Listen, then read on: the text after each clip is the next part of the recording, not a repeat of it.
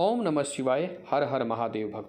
भक्तों इस वीडियो में पंडित प्रदीप जी मिश्रा आपको एक ऐसा उपाय बताएंगे जो हर घर की ज़रूरत है और जो स्त्री से जुड़ा हुआ है। जी हाँ, और स्त्री से ही क्या, वो पूरे परिवार से जुड़ा हुआ है। स्त्री अगर इस उपाय को कर लेती है तो उसके पति और उसके बच्चे की उम्र लंबी होती है, उन्हें रोग से मुक्ति मिलती है और घर को चलाने में जो बात होती है, रोग नहीं आता घर में, क्लेश नहीं होता और सुख शांति घर में आई रहती है। तो एक उपाय अगर स्त्री कर ले तो उसके पति बच्चे दोनों की उम्र भी लंबी रहेगी, उसकी मनोकामना भी पूर्ण होगी, घर सुख से चलेगा और घर में हमेशा खुशियाँ ही आती रहेंगी।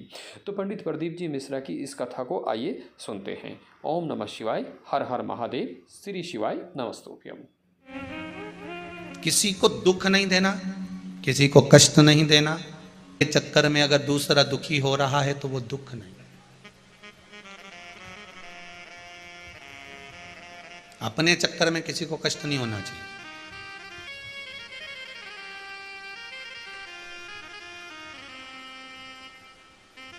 मंदिर में पूजन करने गए, नारियल फोड़ के अंदर का भाग निकाल कर जो गड़ने वाली नट्टियां होती हैं ना, जो नारियल के ऊपर की खोल होती है, नट्टी उसको बोलते हैं, नट्टी वो रास्ते में पटकिया। अब जो दर्शन करने जा रहा है उसके पाँव में चुभ रही कि नहीं चुभ रही? अरे बोलो तो, चुभ रही है ना। अब लोग आपको धर्मात्मा कह सकते हैं कि ये बहुत धर्मात्मा है, बड़ी पुण्यात्मा है, पर शास्त्र आपको पुण्यात्मा नहीं कह सकता, आपको धर्मात्मा नहीं कह सकता। क्यों नहीं कह सकता? क्योंकि आपका स्वार्थ पूर्ण हो गया और आपका स्वार्थ पूर्ण होकर आप दूसरे को कष्ट देने के लिए वो वहीं पटक कर चले गए। शिव महापुराण में आपको पहले भी कथा में कहा, आज फिर कहते हैं, जब जब शंकर के मंदिर में जाना, जब जब शिव के मंदिर में जाना तो कहीं झाड़ू पड़ी हो तो उठाकर लगा देना, जल हो तो उससे साफ कर देना, भगवान का श्रृंगार करना, पत्ती तोड़कर उससे ही श्रृंगार कर देना, भले बेलपत्र ना मिले, शंकर का अनुमोदन करना। आज शिव महापुराण के माध्यम से कम जितने भी शंकर के मंदिर हैं, सारे शिव मंदिर में इतना कीचड़ जमा होता था, जो जाता था पानी ढोल कर आता था, लात रखकर कीचड़ कर आता था। आज कम से कम पूरे भारत के, पूरे विश्व के शंकर के मंदिर में शंकर की कथा सुन सुनकर लोग जागरूक होकर शिव मंदिर को साफ तो रखे हैं। पूरा शिव मंदिर आज के समय में एकदम क्लीन मिलता है।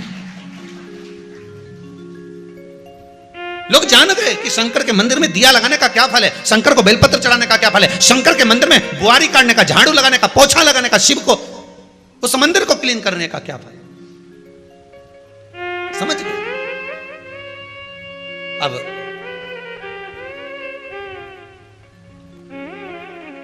महाराज नयन जल था, धनेश्वर को बुलाया राजा चंद्रहास। राजा चंद्रहास ने पूछा, तुम्हारा चेहरा बहुत उतरा हुआ है, आपका चेहरा बड़ा उतरा है, आपकी धर्म पत्नी का चेहरा भी जो इतना सुख है उसके पास में तो क्यों उतरा है? तो राजा चंद्रहास बड़ा धर्मात्मा था और धनेश्वर भी धर्मात्मा थे, ब्राह्मण है, धर्मात्मा भी हो,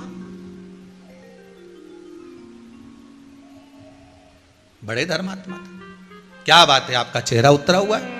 प्रभु कारण केवल एक है, सारा सुख भगवान ने दिया, संपदा भी दी, दौलत भी दी, सत्ता भी दी, सारा वैभव हमको दिया है, पर भगवान ने गोदी में संतान नहीं दी है। हर महादेव। भगवान कृष्ण से माता यशोदा जी ने पूछा, कन्हैया मान लो किसी नारी का पुत्र या पति रोग से ग्रसित हो,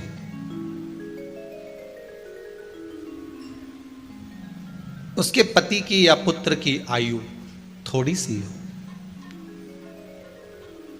तो हे कृष्ण, उस नारी को कौन सा व्रत धारण करना चाहिए या किसकी पूजन करना चाहिए? ये कुरुक्षेत्र की भूमि का संवाद है।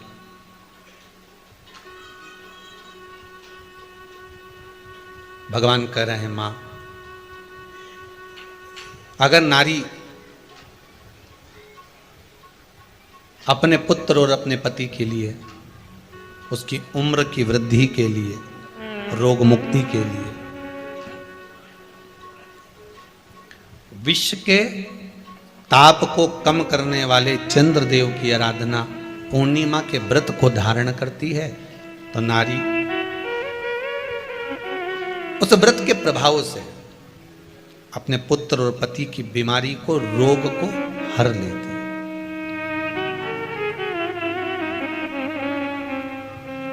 रोग का हरण कर लेती।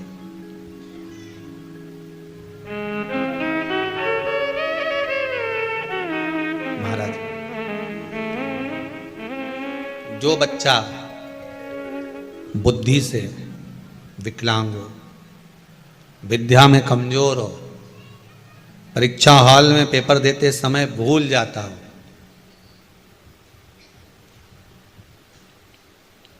विवेक काम ना करता हो, तो निवेदन है किसी भी पूर्णिमा की रात्रि को 12 बजे गाय के, गौ माता देसी गाय के जो 4 थन होते हैं, उन 4 थन में से जो आगे के थन होते हैं, 2 पीछे की ओर होते हैं, 2 आगे की ओर होते हैं, तो जो आगे के 2 थन है उस थन का दूध निकलवा लिया जाए और उस दूध का कोई भी मीठा पदार्थ बनाओ तो ठीक है, ना बनाओ तो उसी दूध में शक्कर मिलाकर पूर्णिमा की रात्रि को, जो विवेक से कमजोर हो, बुद्धि से कमजोर हो, या याद करा हुआ सब भूल जाते हो, या आपके लिए भी है कोई चीज रखते हो भूल जाते हो, विवेक याद नहीं रहता, बुद्धि में इतना प्रबल बल नहीं आ पाता, याददाश्त कमजोर होती चली जा रही, तो किसी भी पूर्णिमा की रात्रि को 12 बजे गाय के आगे के 2 थन का दूध, उसमें कोई पदार्थ, शक्कर, गुड़ कुछ भी मिलाकर भगवान के चंद्रदेव की साक्षी में उसको पिला दिया जाए। महाराज, बार बार पिलाने की जरूरत ही नहीं पड़ेगी, एक ही बार में काम कर जाएगा और विवेक पूर्ण तरह से कार्य करने लगेगा। देसी गाय के आगे के 2 थन का दूध बड़ा प्रबल होता है।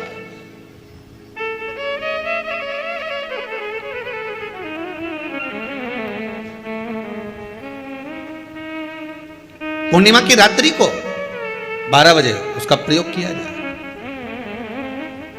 आप उस दूध को निकाल लो, शाम के समय, रात्रि के समय ग्वाले से कहकर, जिसके यहां पर देसी गाय हो वहां निकलवा कर उसको रखा जाए, उसका पान करा जाए। महाराज,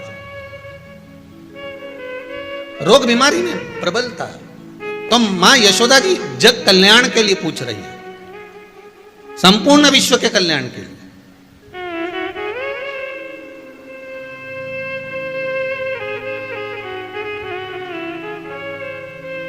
अरे कितना सुंदर संवाद है। स्कंद पुराण में समुद्र मंथन की तिथि, नक्षत्र, घड़ी, पल सब कुछ लिखा हुआ है कि समुद्र मंथन के लिए देवताओं ने इंतजार करा था। कब?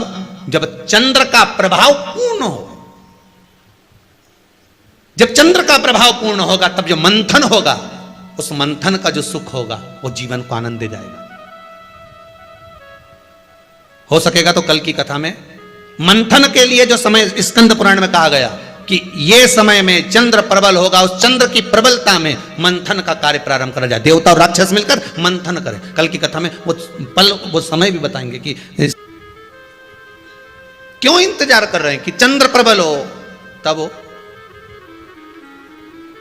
क्यों भीष्म पितामह इंतजार करते हैं कि सूर्य उत्तरायण हो तब जाऊं।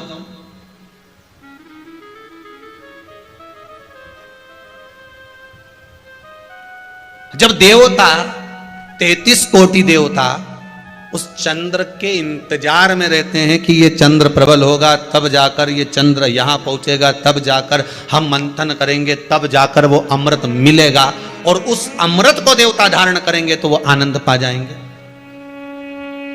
तो हम क्यों शरद पूर्णिमा छोड़ें? हम क्यों एक एक पूर्णिमा छोड़ें? एक एक पूर्णिमा के महत्व को जानिए। कोई पूर्णिमा साधारण नहीं है, कोई प्रदोष साधारण नहीं है, कोई शिवरात्रि साधारण नहीं है।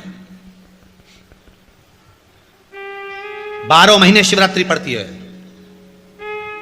12 महीने में प्रदोष पड़ते हैं, पर 12 महीने पड़ते हैं। हम उसका महत्व ही नहीं जान पाते। कौन से प्रदोष पर क्या करना है, कौन सी पूर्णिमा को क्या धारण करना है, कौन सी शिवरात्रि पर? कई लोगों को तो यहां तक नहीं मालूम था कि भाई श्रावण के महीने में भी शिवरात्रि आती है। वो तो बस लोगों के कि शिवरात्रि का पूजन हुआ, तो उसका स्मरण क्यों छोड़े हम? अगर ये वेद और शास्त्र ब्राह्मणों को दिए गए हैं, ये वेद और शास्त्र विद्वज्जन को दिए गए हैं, तो इसका स्मरण होना चाहिए कि हम निकाल कर जनमानस तक ये चीज पहुंचाएं कि हमें इस दिन ये पूजन करना है, उसका स्मरण होना चाहिए।